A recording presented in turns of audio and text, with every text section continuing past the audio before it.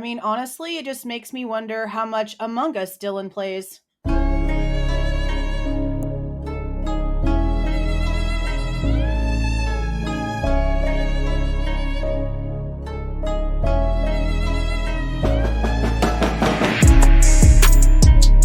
Hey guys, this is Jules with True Crime Reactions.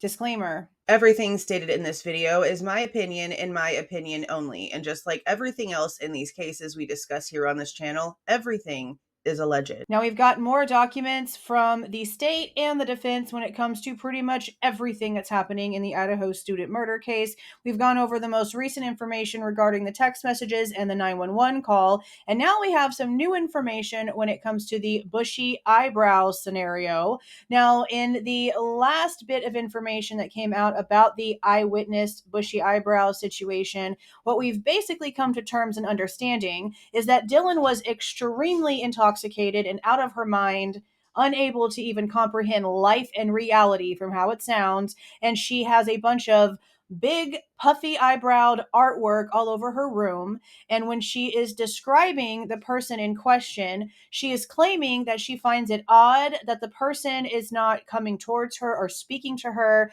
and that she knows that the person was white. She doesn't know how she knew that the person was white. She just knew that he was white. So therefore, to anyone with the brain that's paying attention, it would make one assume that she was so intoxicated, out of her mind, listening to whatever noises were happening while staring at her artwork, it would be that her artwork was what was actually looking at her, especially since she keeps on saying stuff like eyebrow, as in one, which makes no sense to a human face. And the white of the walls is the reason why whatever she saw was white, even though she doesn't know how it was white. Now we have another photo, a drawing that we were told was attempted by Dylan. We've known about this so-say drawing for a few weeks now, whenever we found out that she was asked if she could give a decent enough description for a composite, and she said no, that she really just couldn't. And never mind the fact that whenever Bryan Kohberger was arrested, she took it upon herself to go and dig up the photo of him in the green vest and told the investigators later on that same day whenever she spoke to them that she didn't recognize him at all, not even the portions of his face that would have definitely been visible even with a mask on. Okay, now this is the defense's response to the state's response, where they attached that selfie that was taken on Bryan Kohberger's phone at 10:31 that morning. And we're going to start at the argument. Mistaken identifications have been one of the leading causes of wrongful convictions in the United States for decades and still are.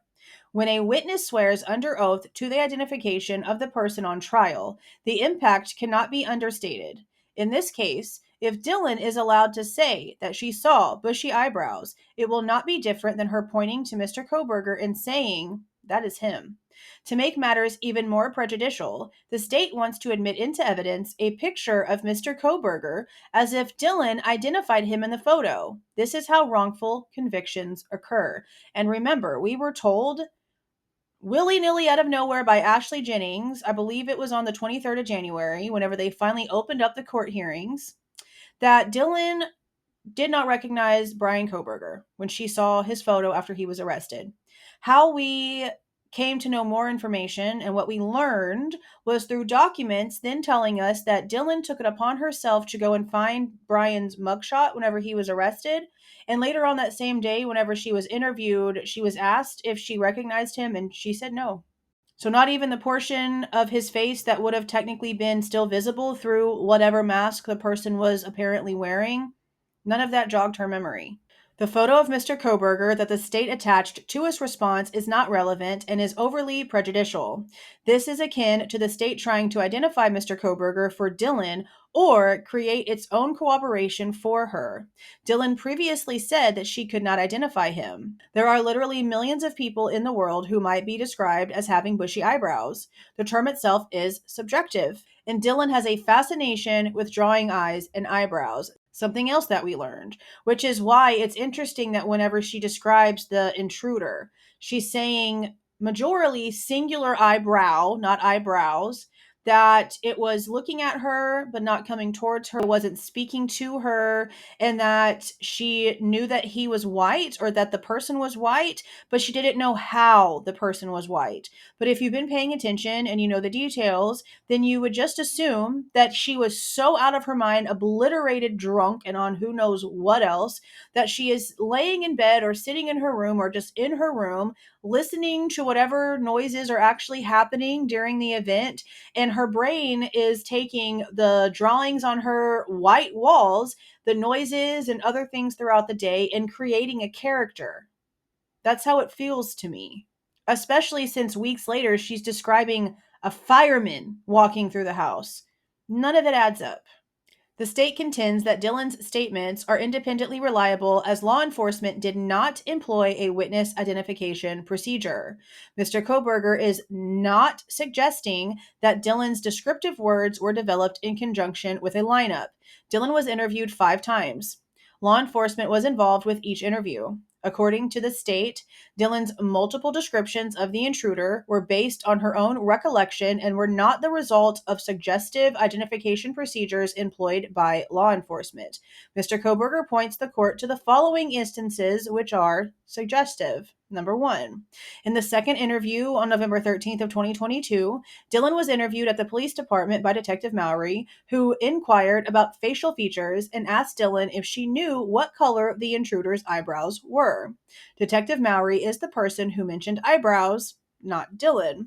In the third interview on November 17th of 2022, Dylan was interviewed by Detective Goop, who asked Dylan if she knew what a balaclava was and showed her a picture.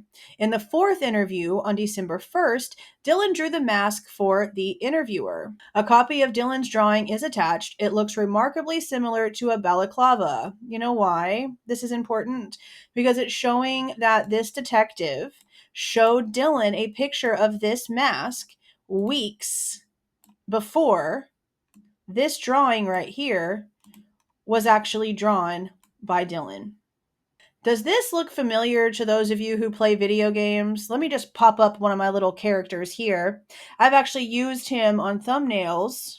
So it's interesting because we've also heard that Dylan is doing a lot of gaming to like soothe her soul or whatever the hell's going on over there. So it's interesting that this looks like an Among Us character. Now, it's also interesting how much it does look like a balaclava, knowing that the detective showed one to Dylan back on the 17th of November. Now, why do I feel like that's important? That's just a few days after the crime. So, were they just going through masks and trying to fit some sort of description that maybe we haven't seen yet that was maybe verbalized to Dylan? We don't really know. But the fact that on the 17th, a mask like this is being shown specifically to Dylan is sort of interesting to me.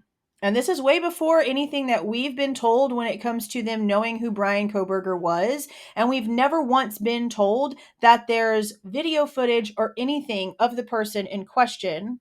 So the specific question about the type of mask, it's interesting. The state argues that Dylan is a reliable witness. Should the court apply the 5-factor Manson-Biggers balancing test to evaluate witness reliability, it should not ignore either the limited amount of time that Dylan had to view the intruder or her state of intoxication. A witness is less likely to provide an accurate identification from a fleeting view, and a witness's attention is likely compromised when they are intoxicated. And now we have the footnote that says just how much Dylan was actually consuming that night.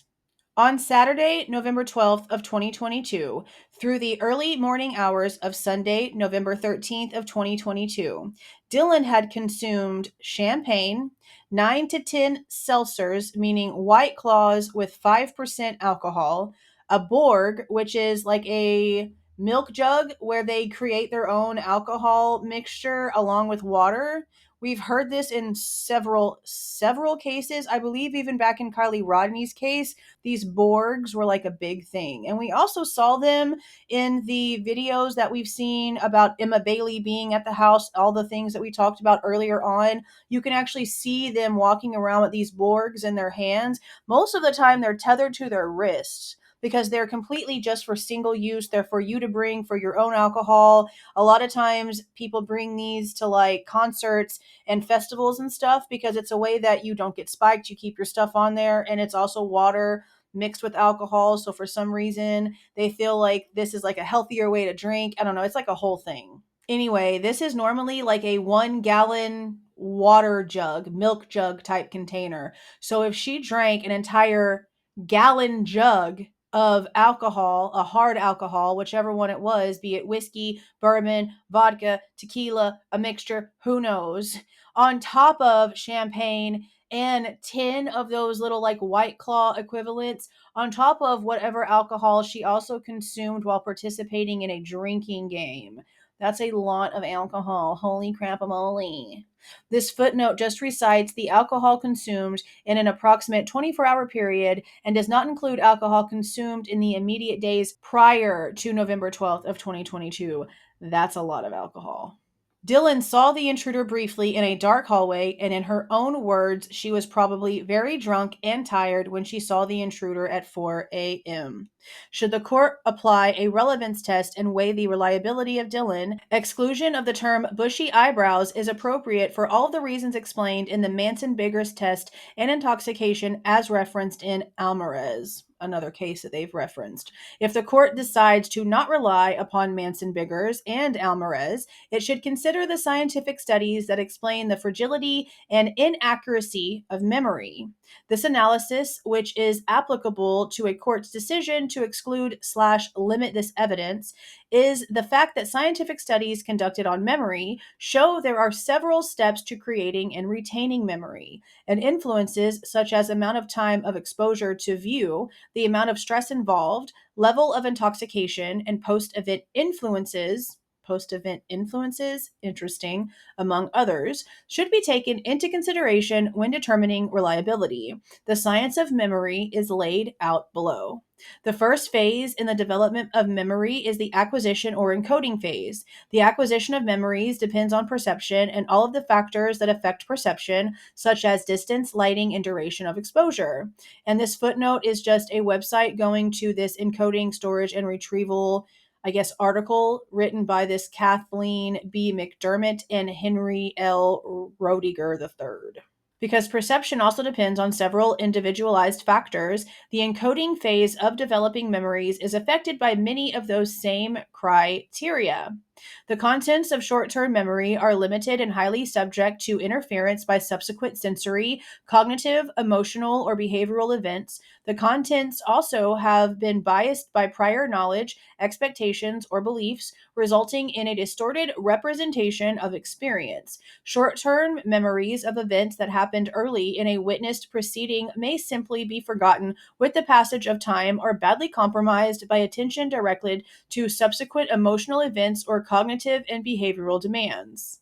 In such cases, the compromised information may never be consolidated fully into long-term storage, or that storage may contain distorted content. At the same time, the quality of encoding of stimuli that are attended is commonly enhanced by highly emotional content. And there's a fourth footnote, and it goes on to this National Research Council identifying the culprit, assessing eyewitness identification. This was written back in 2015 and cites some things from back in the 90s and 80s. Sensory overload has particular relevance to the encoding phase. It can lead to so much incomplete sensory acquisition that confabulation, the creation or substitution of false memories through later suggestion, which leads back to what I said about her being highly intoxicating, looking at her walls, looking at her bushy eyebrow art on a white wall, and her brain just trying to create something. In this case, the time period of observation was seconds at most, with limited lighting, under stress, and expressed fear, and with a witness who has repeatedly expressed she is unsure. She was in a frozen shock phase. She did not know if it's a dream, and there is a time delay in her reporting what she saw, exactly a whole freaking 8 hours. Now, this whole frozen shock phase, we're not going to believe that for a whole damn second. We just not.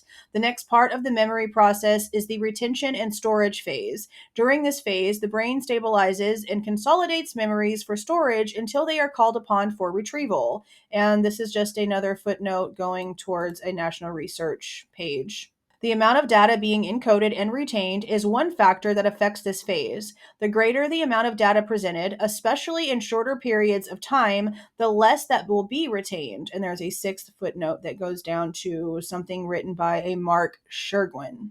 A second key factor is the retention interval, how much time passes between storage of the memory and retrieval of it. A third factor has the most potentially negative effect on memory retention, the post-event misinformation effect. This is going to be interesting. Exposure to subsequent information affects how earlier memories are retained and retrieved. We have a seventh footnote. No specific information. Again, it's just citing stuff by a Peter Cohen, a Carl Martin Allwood, a Jens Knutson, a bunch of different people that wrote stuff on the subject. This means that an eyewitness exposed to post-event misinformation can accept erroneous or even non-existent details as if they were true. In this case, not only were there an 8-hour delay in reporting, prior to the first law enforcement interview, Dylan was allowed to mingle with Bethany and many other friends. Law enforcement did not separate all of the friends who came to 1122 King Road prior to interviews, and no warning was given to not discuss the facts, and no effort was made to limit such a discussion. Correct, they were all sitting huddled together next to the dumpster. We saw it. We saw the footage. We saw the photos. That's what happened. Many of the friends who were at 1122 King Road when police arrived also stayed in the same hotel room the night of November 13th of 22. So they were all allowed to stay in the hotel room together. There was also extensive media coverage. Post-event misinformation must be considered as a factor on the accuracy of Dylan's memory retention. Oh my God, I want to know which hotel. Finally, during the retrieval phase, the brain searches for the pertinent information, retrieves it, and communicates it. This process occurs when eyewitnesses describe what they observed to police, when they participate in identification confrontations, and when they testify in court. Several factors affect retrieval. Time is a very important factor in memory retrieval. As a rule, the longer the period between acquisition, retention, and retrieval, the more difficulty we have retrieving the memory.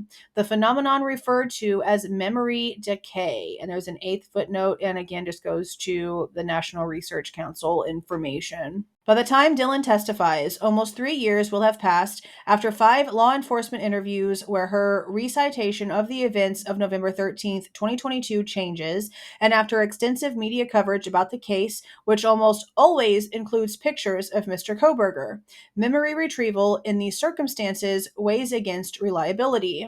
For the reasons addressed above and in Mr. Kohberger's initial brief, the court should grant Mr. Kohberger's motion in limine to exclude Dylan from using the words bushy eyebrows to identify the intruder that she saw, and to exclude Dylan from identifying Mr. Kohberger based on bushy eyebrows. The court must additionally prohibit the state from acting as an identifying witness by admitting a picture of Mr. Kohberger in evidence in support of Dylan's testimony or for any other reasons. Now, I believe they should show the photo of him being arrested and ask her, is this the photo that you saw of Mr. Kohberger where you claimed that you did not recognize him? That one definitely needs to be brought up in court. But the whole bushy eyebrow thing, there's just way too much there to sort of like prove to me that her brain really was just like playing games with her. But that's the most updated information when it comes to the whole bushy eyebrows scenario. What do you guys think when it comes to the way that Dylan should be able to describe who she saw? Considering the fact that bushy eyebrows was not one of the initial descriptions, it shouldn't be allowed, especially since I don't honestly believe that Bryan Kohberger has bushy eyebrows. I believe that his eye sockets are deep set, that his brow bone protrudes a bit, so it shows like sort of like a shadow, but his brows themselves are not bushy, they're not thick. If you look close enough on the edges and even in the middle, there's a bunch of like missing pieces, and this is happening like while he's in jail, like whenever he's first getting arrested. So it's not like you can see redness from him plucking his eyebrows. It doesn't look like he waxes them. It literally just looks like how sometimes guys can't grow like a full beard because there's like patches of hair on their face that never connect.